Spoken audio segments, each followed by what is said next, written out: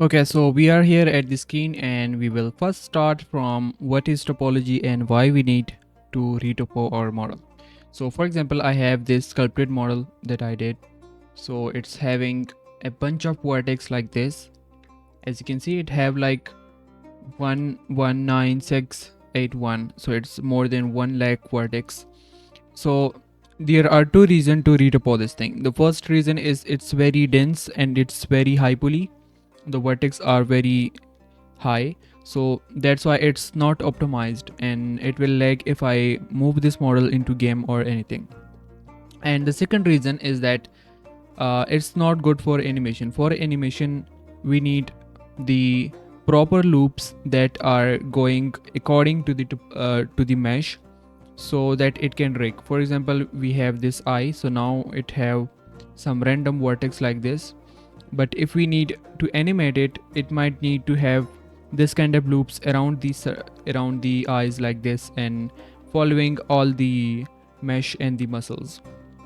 So it's really important for that. Without this thing, we won't be able to actually rig and have some cool animation with this one. So for animation and for optimization we need that thing.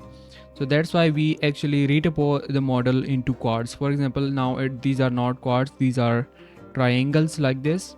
So quad is when we have four vertex in a face. So we would need the quad flow cause that is the most optimized one and the most good for the rigging. So the second thing is that we would go for a few tips that are really important in the retofo, and let me show you how that work. So for example, if we have this plane and we add some loops here, for example these are now um let's just add one more. Okay, so these are now two loops, and now if I want here is that, let me just duplicate this one like this. So if I want to now connect these twos, but here it have single face and here it have two face, so how can I connect this without having with like having the quad topology? So if I just now fill this one, as you can see these are all quads, but this one is having this five n-gons. It's called n-gon cause it have five vertex, so we don't actually need this, and it will um, actually destroy the topology. For example, if I even have this and I apply subdivision, as you can see it will work like this. So to fix this thing we have to convert these two loops into one with having quad thing. So for that I would pick up a knife tool and I would come up here and try to have this kind of shape. It's called the 90-degree turn. And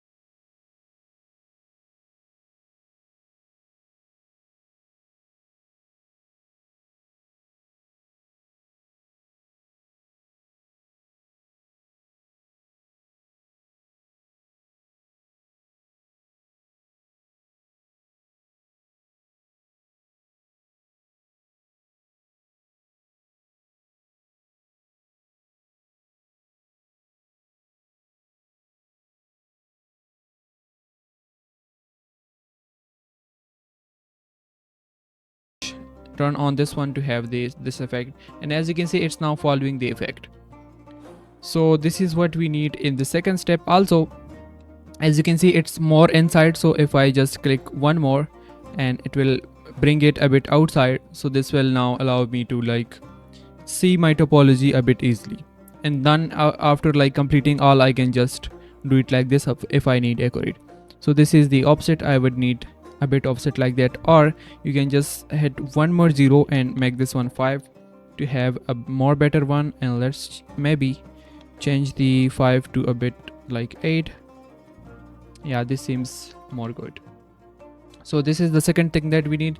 And the third thing is that we have to turn on the snapping. So snapping is again the same thing, but it will work a bit more. That if I just now make this one to face and leave the default setting, or maybe turn on these tools, now we can actually, as you can see, if I just now try to grab my vertex, it will more snap into that topology. But again it will like have this kind of some problem. So for that, what we need here is to come up here to the object data properties and come up here to the viewport display and turn on the infrared. So what does infrared mean is that it will now always be we can always see the topology now. So as you can see, if I even go from this view, it's always showing. So another problem is that when we do some more work and then we turn like see from this area, it's also showing, so it's sometime a bit disturbing. So to fix this thing, what we have to do is to come up here to this viewport shading setting and turn on the back face culling. Now it's, as you can see, it's showing the outline but not showing that face, so it's more easy to go with it. So these was some basic tools for it, and now we can actually start the topology. So for the re-topology, we need some reference for it. So I will provide this pure rough reference in the description. It's a file. So actually what I did is that I pick up some good images from Google, and then we can actually use it for the flow. So let me show you the basic flow. So it's a pure ref software, by the way. If you don't know it, the link is also in the description. It's a free software where we put this kind of reference, and it's easy to just navigate. So let me show you the basic flow. So the basic flow is that we need some circular loops from like lips, around the lips, around the nose, around the eyes, and then we need this kind of flow coming from the forehead to the chin, somehow like this, and we need a big one like here. So this is what we really basically need. And for like different shape, the topology can be a bit different, but manually it's like the things that we need some circle loops from here and to the lips. Same goes for the ear, it have some this kind of loop. So that's the basic idea. I will put this reference to my left side on this another display, and I will be watching these continuously to just follow that thing. But here you can see my flow, and you can just follow it from this one. So now let's start the whole process. So I would just try to extrude this one.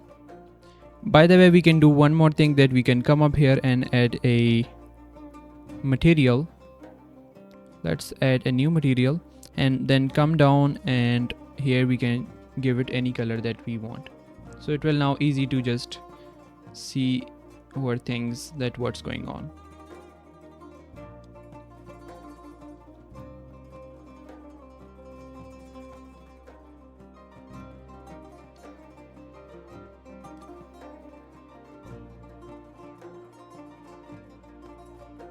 Okay, I will extrude this one and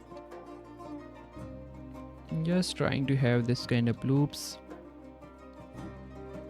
Okay, one more thing that we need to notice is that we need equal amount of vertex up and down. So if I have loop here, I would take a loop here in front of that, and let's just try one more extrude.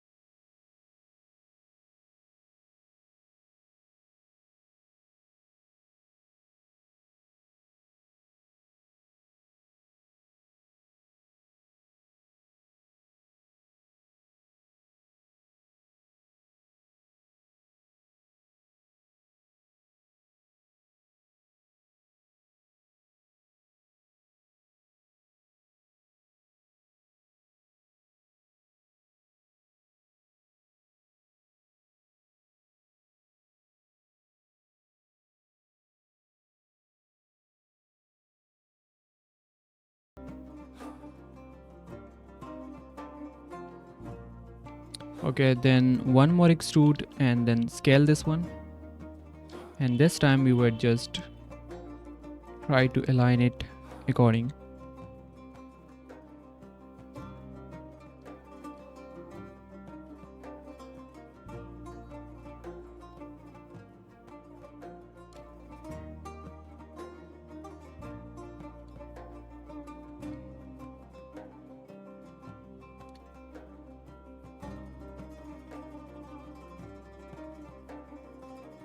Something like this.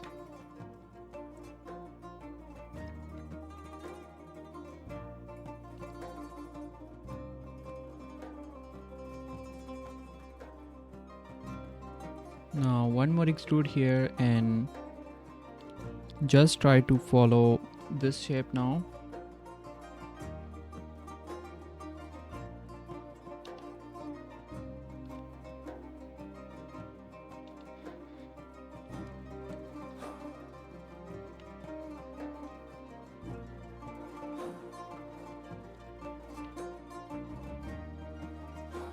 Okay, and just extrude this one.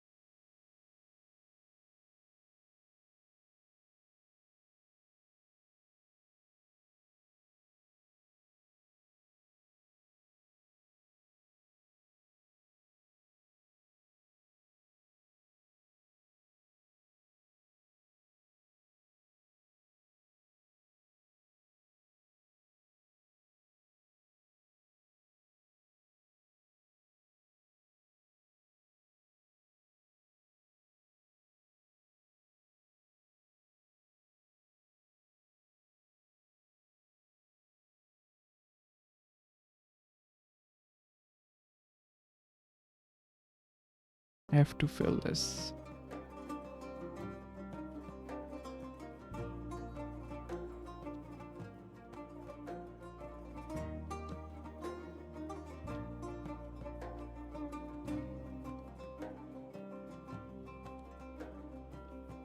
And need to extrude.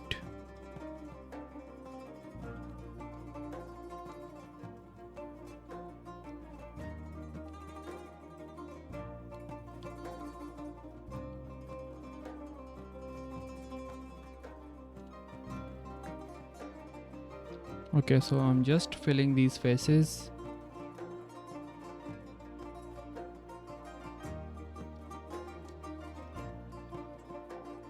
Okay, again one more. Now just fill and then select this one and just fill that. And there we go.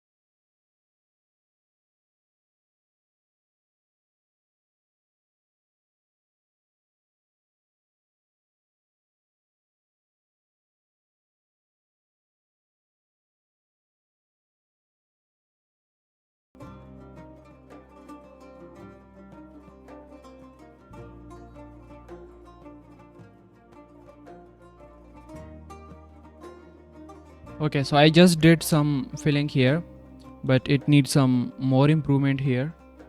We would take a look at it again once we finish the whole thing, because the first place is that you just fill it as it is, and then you try to improve it as much as you can.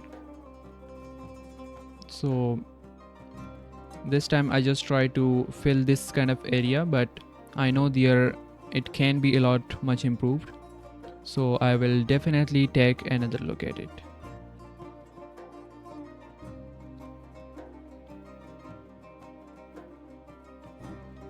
And now let's have to fill this. Okay, we can come up here and turn on the wireframe for this one, so we can see the wireframe always. It will actually help.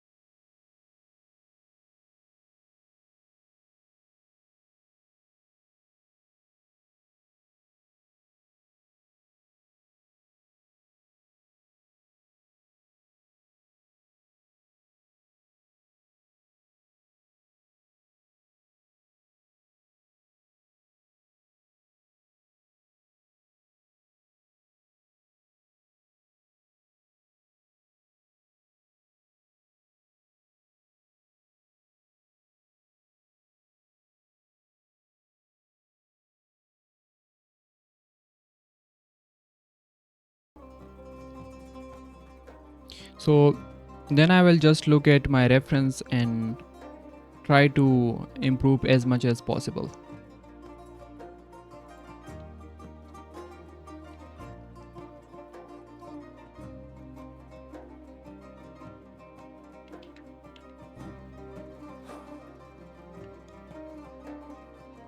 So let's do the ear now.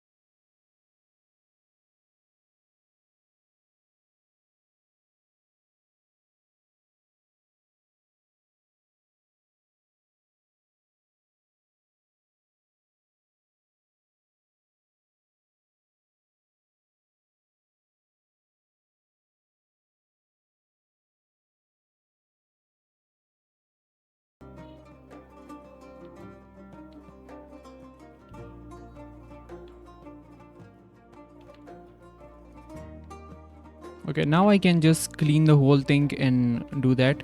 So what I would do is that I would apply these all modifier with Control A without the subdivision one. And now what I can do is that I can again mirror this one, and this time I would go to the sculpt. But first, as you can see, it needs some clipping in the middle, so I would select it and then grab it in the middle to just merge that. Now what I would do is that I would pick up the smooth brush and come up here to make this one to surface, and now just try to smooth that. But as you can see, it's bothering the border, so I would turn on this option, and now I'm able to do that. So just slightly, just try to do not disturb your mesh a lot.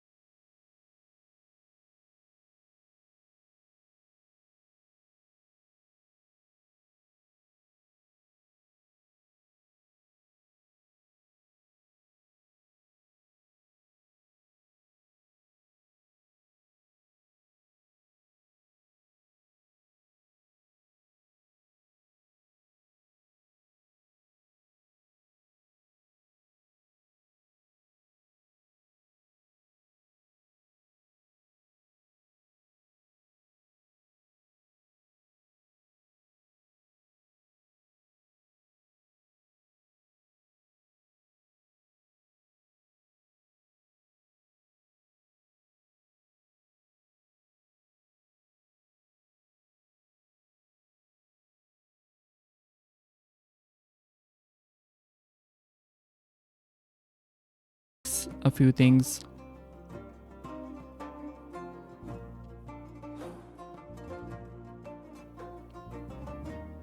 and there